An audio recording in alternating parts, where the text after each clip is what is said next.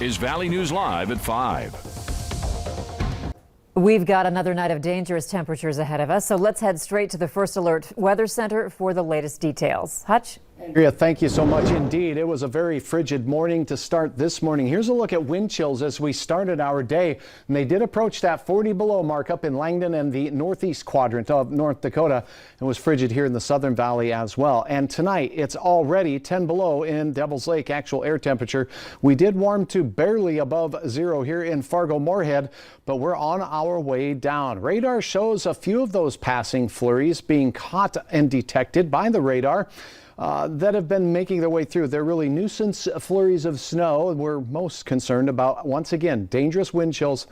Please put a survival kit in your vehicle and have things so that everyone in your vehicle can stay warm should you become stranded by the roadside. Check out this shot from the our home of economy camera in Grand Forks. Temperatures in Fargo will be 7 below as we head to bed tonight with wind chills about 25 below and continuing to get colder on what will be many of our coldest night of the season thus far. I expect some of you to dip down into the mid-20s below with wind chills to 40 below.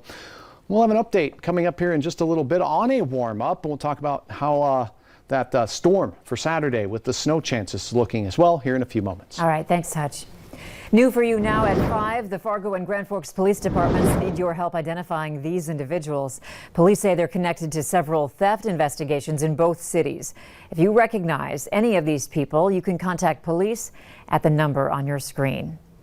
A Fergus Falls man has been sentenced to 15 years in prison for sexually assaulting 2 underage girls for 2 years. 53-year-old Shannon Peterson has been convicted of 2 counts of felony gross sexual imposition. According to court records, Peterson has been sentenced to 15 years in prison and 5 years of supervised probation. Records state in April 2019, Peterson was lying in a bed watching a movie with an 8-year-old and a 13-year-old. Both victims told investigators that Peterson rubbed his hands over both their basement and attics, both under and over their clothing. Peterson will get credit for 637 days served. The Fargo Police Chief and Cass County Sheriff are opposing a North Dakota House bill that would eliminate the bond for nearly all misdemeanor offenses. Currently, misdemeanors such as simple assault, domestic violence, failure to register as a sex offender, resisting arrest, eluding police, possession of a concealed weapon, and possession of child porn warrant an arrest and then bond payment to be released from jail. If an alleged offender posts bond, it is a monetary promise that they will appear before a judge when scheduled. The offenders who cannot post bond must stay in jail until they're able to see a judge. Under House Bill 1123, authorities say it would let alleged offenders go free without having to post any bond, no matter their risk. To view the full hearing, you can head to our website, valleynewslive.com. The CEO of Minnesota-based MyPillow Company was just suspended by Twitter. Mike Lindell has recently seen his products dropped by several major retailers due to his persistent support of conspiracy theories involving the presidential election, which he claims was stolen from former President Donald Trump. In one of Trump's last days in office, Lindell was seen leaving the White House holding a visible note that suggested the replacement of CIA Director David Cohen. Last month, Lindell called for martial law to be instituted in Minnesota in hopes of overturning the election. Today, President Biden is addressing the issue of racial equity and signing more executive orders aimed at leveling the playing field for all Americans. That's happening as senators take an oath to officially begin the impeachment trial of former President Trump before getting back to work on considering the new president's nominees and agenda. Alice Barr has details from Washington. Good afternoon, folks. President Biden today outlining his plans to advance racial equality, also signing executive actions targeting fair housing, voting rights, health care, education, economic mobility, and criminal justice. Our soul will be troubled as long as systemic racism is allowed to persist. The president formally disavowing racism and xenophobia, including hatred directed at Asian Americans in the wake of COVID-19. And with the pandemic hitting communities of color harder, he's vowing to put racial equity at the center of his recovery plans. It has to be the business of the whole of government. the head of the NAACP reacting to President Biden's early efforts to deliver on a key campaign promise. The fact that he's embedding this inside of the Domestic Policy Council shows the urgency and the gravity of what's taking place. Meanwhile, on Capitol Hill, the Senate confirming Antony Blinken as Secretary of State. Janet Yellen sworn in as the country's first female Treasury Secretary before all 100 senators were themselves sworn in for the upcoming impeachment trial of former President Trump. Senator Rand Paul leading Republican objections to holding a trial after the president has already left office and questioning whether it's constitutional. Impeachment is for removal from office, and the accused here has already left office. The history and precedent is clear.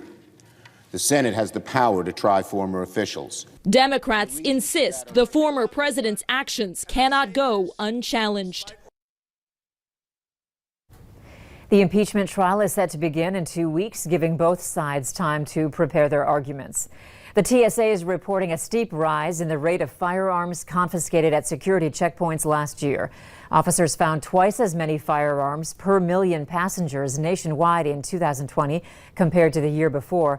It's reporting approximately 10 firearms per million passengers screened compared to about 5 firearms per million passengers screened in 2019. TSA officers discovered over 3,200 firearms on passengers or in their carry-on bags at checkpoints.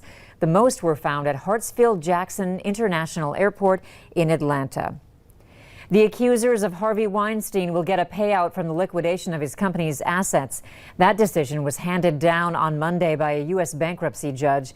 The plan will give $17.1 million to a fund for Weinstein's sexual misconduct accusers, and $9.7 million will go to the company's former officers and directors for a portion of their legal fees. More than 50 claimants will divide the $17 million fund, with higher payouts going to the more serious allegations.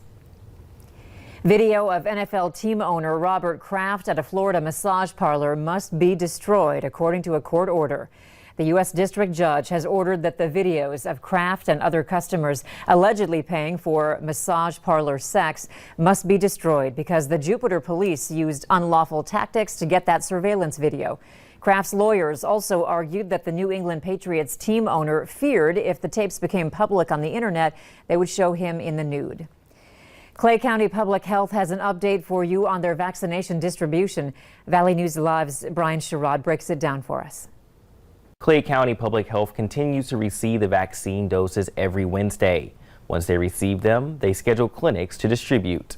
Now, the clinic is expected to do 500 doses today and 450 on Thursday. So far, over 1,000 doses have been administered, with close numbers expected this week. The focus is still on the 1A priority group. This is a huge group for Clay County. Now, as schools return, another priority is having school and college students alongside athletes get tested. At-home testing is another method they hope to make a future priority. When it comes to distribution, the doses are provided within certain North Dakota and Minnesota areas as one. The North Dakota side, the Sanford Essentia Healthcare Systems are notifying their patients that they can receive vaccine even if they live on the Minnesota side. On the Minnesota side, vaccine is being